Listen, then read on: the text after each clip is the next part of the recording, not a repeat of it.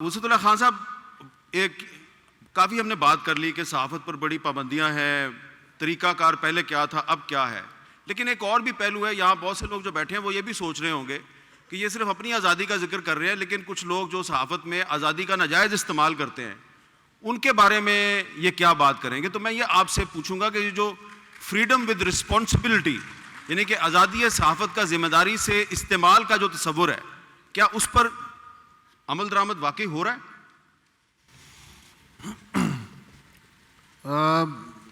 نہیں ہو رہا. اور ایک وجہ تو یہ ہے کہ ٹریننگ اور جو جس طرح خاندانی اور سیکھے ہوئے گویے ہوتے ہیں، اسی طرح مالکان کی بھی اب دو اقسام ہو گئی ہیں، خاندانی گویے اور سیکھے ہوئے گویے.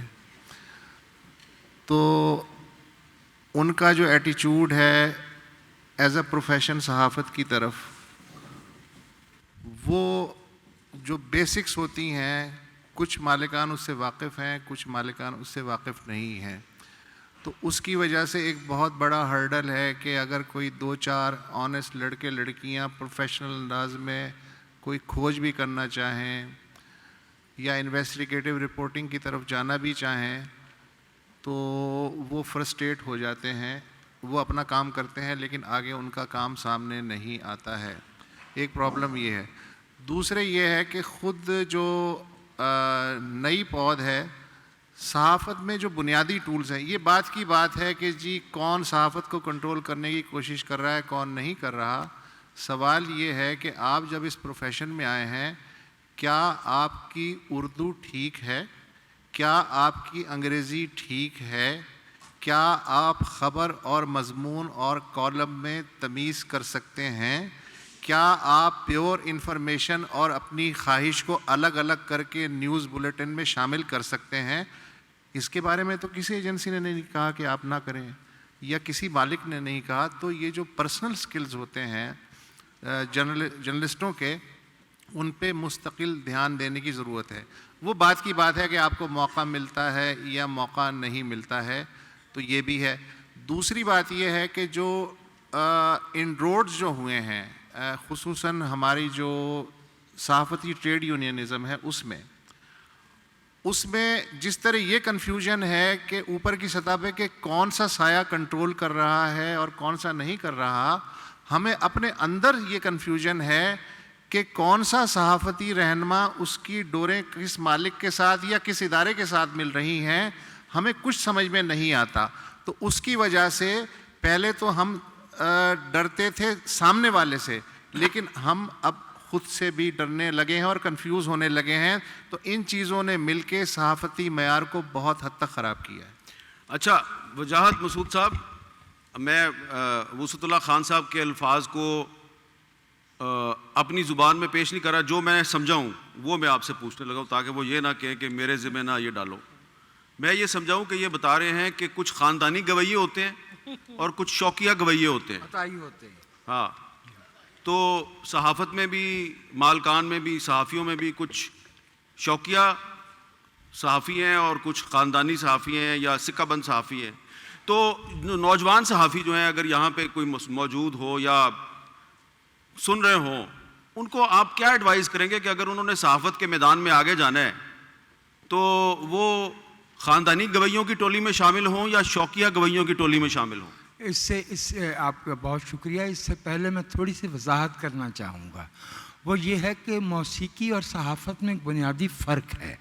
وہاں ایک تو ہوتا ہے نا خاندانی طور پہ وراثت میں سیکھ کے آئے ہوئے، اور ایک جو شوق سے سیکھتا ہے جس کی خاندانی وہ عطائی کہلاتا ہے. صحافت میں جو جسے ہم گھرانے کا موسیقی یا گویہ کہتے ہیں نا، وہ ہے جو جس کی نظر میں ایک مضمون مجھے یاد آ گیا، جگر ہوگا تو عقاب آئے گا. ہاں، جگر ہوگا تو عقاب آئے گا. ٹھیک ہے، وہ تو ہے خاندانی. اور جو عطائی ہے نا، وہ ہے جس کے بارے میں کہا جاتا ہے کہ انہوں رکھو، تو وہ کہتا ہے ہے کون؟ کہ اندر جڑا بھی ہے رکھو، آرڈر جو آ گیا ہے وہ ہے عطائی. وہ ہے کولیبوریٹر، اور اس کو قوم پہچانتی بھی ہے۔ مشکل یہ ہے کہ جتنی دیر میں پہچان پاتی ہے اسے جو نقصان کرنا ہوتا ہے وہ کر چکا ہوتا ہے، اور وہ نقصان جو کہ قوموں کا نقصان ہے، وہ جو نقصان انہوں نے 1.5 سال میں 2 سال میں کیا ہے حامد بھائی، اس میں 15-20 سال بھی لگ جائیں تو شاید وہ نقصان پورا نہ ہو۔ ابھی میڈیا کے جن اداروں کو نقصان پہنچ گیا، جن قدروں کو نقصان پہنچ گیا، اور میں جو کہیں کبھی پڑھانے کا کام بھی کرتا ہوں، جرنلزم، میں جب جا کے ان سے پوچھتا ہوں کہ آپ کس کو پڑھتے ہیں، تو وہ جو نام لیتے ہیں وہ مجھے ڈرا دیتے ہیں، کیونکہ مجھے معلوم ہو گیا کہ وہ رضا علی عابدی کو نہیں پڑھتے، وہ غازی صلاح الدین کو نہیں پڑھتے، وہ فہد کو یا ضیاء الدین احمد صاحب کو نہیں پڑھتے، وہ جن لوگوں کو پڑھ رہے ہیں اور وہ جو انہیں درس دے رہے ہیں، اس کا مطلب یہ ہے کہ ہم آنے والی نسلوں کو بھی معاف کیجیے گا عطائی ہی بنا رہے ہیں۔ تو صحافی کا کام ہے کہ وہ گھرانے والا صحافی بنے، وہ گھرانے والا صحافی بنے۔ یہ جو میں نے جو نوجوان دوست ہے ان کو یہ بتانا چاہ رہا ہوں کہ یہ جو مضمون جس کا میں نے نام لیا نا، جگر ہوگا تو عقاب آئے گا، یہ وارث میر نے ان دنوں میں لکھا تھا جب he was under immense pressure. It was 1984-85. تو یہ ہمارے صحافت میں گھرانہ وہ ہے جو جیلوں میں رہا ہے، وہ حسین نقی ہے جس نے کوئی ماشاء اللہ بالکل ٹھیک ہے، جیل نہیں گیا، وہ ہے، وہ ہمارا گھرانہ ہے، وہ باقی عطائی ہیں۔